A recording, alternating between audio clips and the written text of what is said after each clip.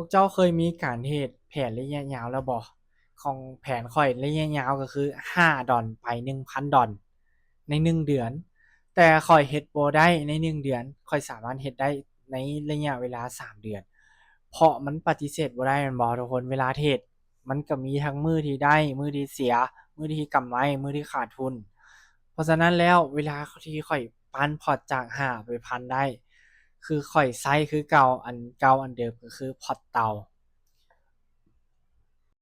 เพราะว่าการเก็บพอร์ตเต่าเนี่ยระยะยาวเนาะเราฝึกวินัยของตัวเองฝึกควบคุมอารมณ์ของตัวเอง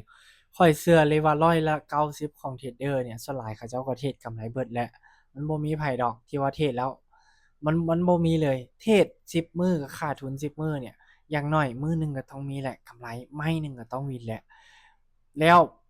ปัจจัยที่จะเฮ็ดให้แบบในระยะยาวเนี่ยเราอยู่รอดเนี่ยข้อยว่ามันก็คือการที่เรามีแผนที่มันชัดเจน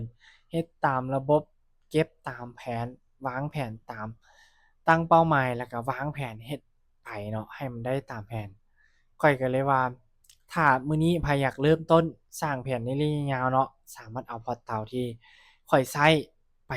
ปรับใช้กับตัวเองเบิ่ง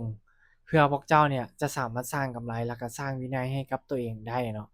คนที่เทรดได้กำไรหลายที่สุดมันสำหรับตัวข้อยว่าอาจจะบ่แม่นเทรดเดอร์ที่เก่งที่สุดแต่เทรดเดอร์ที่เก่งที่สุดมันสามารถควบคุมตัวเองได้ในเวลาที่หัวร้อนในเวลาที่ขาดทุนสามารถจัดการตัวเองได้และยังสามารถปั้นพอร์ตให้มันเติบโตตามเป้าหมายตามแผนที่เราวางไว้รักษาวินัยจนไปถึงเป้าหมายคือสุดยอดของเทรดเดอร์แล้ว